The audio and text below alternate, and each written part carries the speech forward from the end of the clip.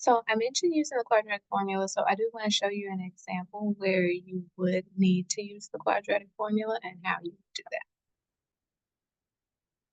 All right, so this one, I would try not to use the quadratic formula if I didn't have to.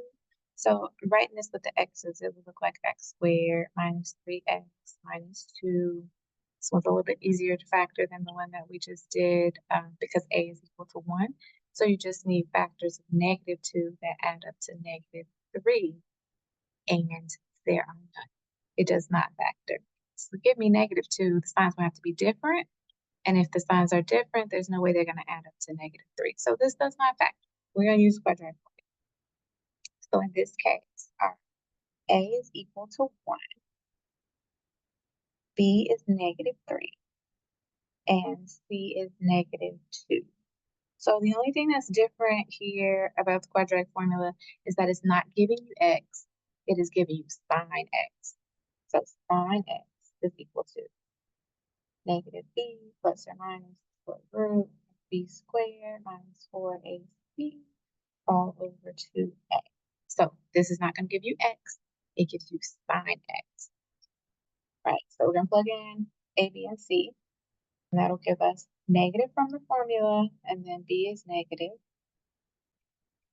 4 times a c over 2 times a is 1. All right, now we need to simplify this as much as we can. So sine x is 3 plus or minus the square root of 17 over 2. I can't evaluate the square root of 17 without a calculator. I can't simplify it. So I'm going to leave it just like this.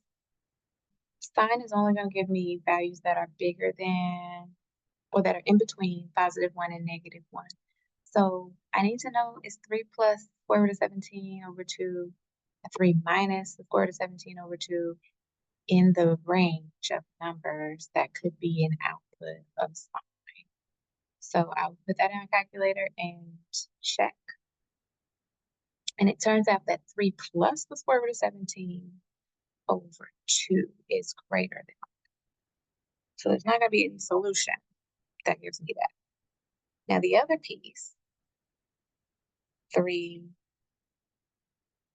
minus the square root of 17 over 2, that is in the range. So this could indeed give me a solution.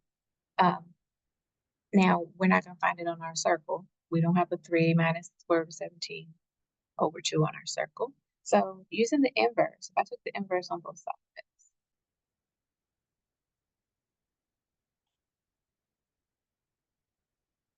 that's just going to undo the sign on the left side, and then I'm going to put this right side.